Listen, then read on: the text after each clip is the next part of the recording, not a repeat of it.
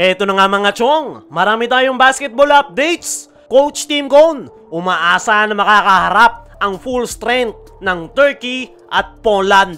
Justin Brownlee, hindi natatakot sa Latvia at Georgia. Ito nga si Justin Brownlee mga chong, ang masasabi nating main offensive player ni Coach Tim Cone sa ating national team. At nitong nakalipas nga nilang tune-up game nitong Lunes lang, ay natanong itong si Justin Brownlee kung ano ang kanyang masasabi ngayong makakatapat nila ang high-ranking team na Latvia at Georgia. Ang sagot nga nitong si Justin Brownlee ay hindi nga daw nila iniisip sa ngayon kung gaano kataas na ranking ang kanilang makakaharap sa Olympic qualifying tournament. Ayun nga dyan mga chong, ay walang pake si Justin Brownlee kahit matataas pa na kupunan ang kanilang makakaharap. Sa ngayon nga mga chong, ay rank 37 ang Gilas Pilipinas. Ang makakatapat naman nila ay number 23 world ranking na Georgia, lalong-lalo na itong number 6 world ranking na Latvia. Aware nga raw itong si Justin Brownlee at ang kanyang mga teammates na malalakas na koponan ang kanilang makakaharap sa Olympic qualifying tournament. Pero hindi nga daw nila iniisip yan dahil kahit gaano nga daw kataas ang ranking ng kanilang makakalabang koponan, ay parehas lang naman daw ang kanilang sitwasyon na ire-representa ang kanilang bansa. Aminado itong si Justin Brownlee na magiging mahirap nga daw para sa kanila ang Olympic qualifying tournament dahil hindi nga raw basta-basta ang koponan ang kanilang makakaharap. Pero yan nga daw ang dahilan kung bakit sila maglalaro. Kailangan nga raw nilang kalabanin ang best in the world team kung gusto nilang mag-qualify sa Olympics. Yan nga yung kagandahan kay Justin Brownlee. Buo nga ang kanyang loob kahit gaano pa kalakas na koponan ang kanilang makakaharap. Hindi nga ito nakikitaan ng pagbaba ng kanyang kumpiyansa. Bagkus, inaangat niya pa nga yung kanyang mga teammates at binibigyan ng lakas ng loob na kayang nilang makasabay kahit pa high-ranking team ang kanilang makakatapat. Sa ngayon nga mga chong, si Justin Brownlee talaga yung masasabi nating main guy ngayon ni Coach Tim Cone sa Gilas Pilipinas. Pero meron nga itong bagong role na ginagampanan ng dahil nga sa pagkawala ni Scottie Thompson dahil sa kanyang iniindang back injury, ay naglaro nga itong si Justin Brownlee last tune-up game nila kontra Taiwan Mustang ng guard to forward.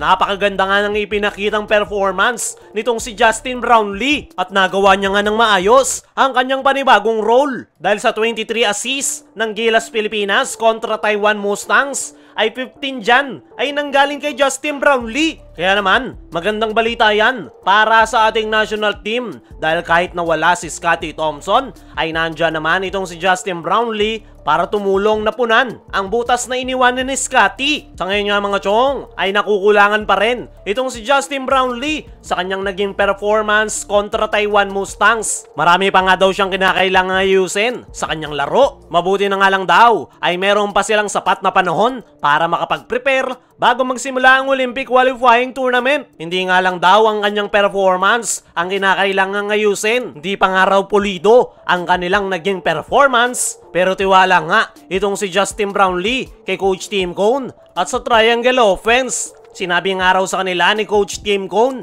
na hindi nila po pwedeng madaliin ang kanilang proseso. Kailangan nga raw nila yung bunuin one day at a time. At base nga raw sa kanilang mga team practice ay mabilis nga raw na de-develop yung kanilang performance. Kailangan nga lang daw nilang maging intact, magtiwala sa isa't isa, lalong-lalo na kay Coach Tim Cone at sa kanyang sistema na triangle offense. Sa ngayon nga mga chong ay kasalukuyang nasa Europe itong Gilas Pilipinas para sa kanilang magiging friendly match kontra Turkey and Poland. At paniguradong maraming matututunan dyan ang ating national team at magagamit nga nila ang kanilang lahat ng natutunan sa paparating na Olympic qualifying tournament kontra Latvia at Georgia. Speaking of tune-up games ng Gilas Pilipinas, Coach Tim Cone umaasa na makakaharap ang full strength ng Turkey at Poland.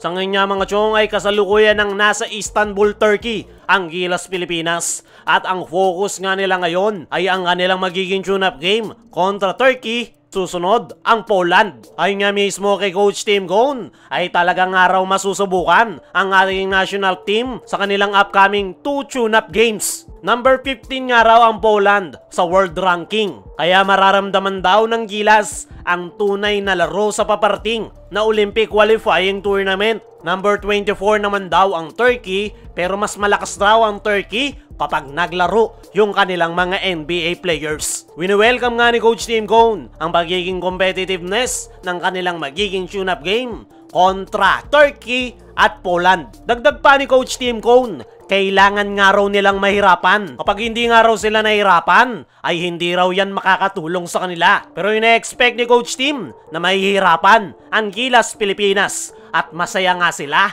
na mahihirapan ang kanilang koponan. Ayon pa rin kay Coach Tim Cone, ay nakatulong rin yung kanilang naging tune-up game kontra Taiwan Mustangs. Lalong-lalo na ang matchup nila kontra kay Sam Deguara. Maraming araw nakitang butas si Coach Tim sa Gilas Pilipinas noong binantayan nila ang 7'6" big man. At yan nga raw ang kanilang sinulusyonan. At titingnan nga raw nila sa kanilang magiging tune-up game kontra Turkey at Poland kung uubra yung kanilang ginawang adjustment. Pero hindi nga lang daw yan yung kanilang mga gagawing adjustment dahil ine-expect ni Coach Tim Cone na mas marami silang butas na makikita once na maka-tune up game na nila ang Turkey, lalong-lalo na ang number 15 world ranking na Poland. Sa ngayon nga mga chong, ay talagang ang focus ni Coach Tim Cone ay gawing better and better ang Gilas Pilipinas. Talagang sinisilip niya yung magiging possible na problema ng kanyang koponan para may ihanda ang Gilas Pilipinas sa paparating na Olympic qualifying tournament. At yan nga yung maganda kay Coach Tim Cone. Talagang iniisa-isa nito ang problema na kinakailangan nilang gawan ng paraan bago magsimula ang Olympic qualifying tournament.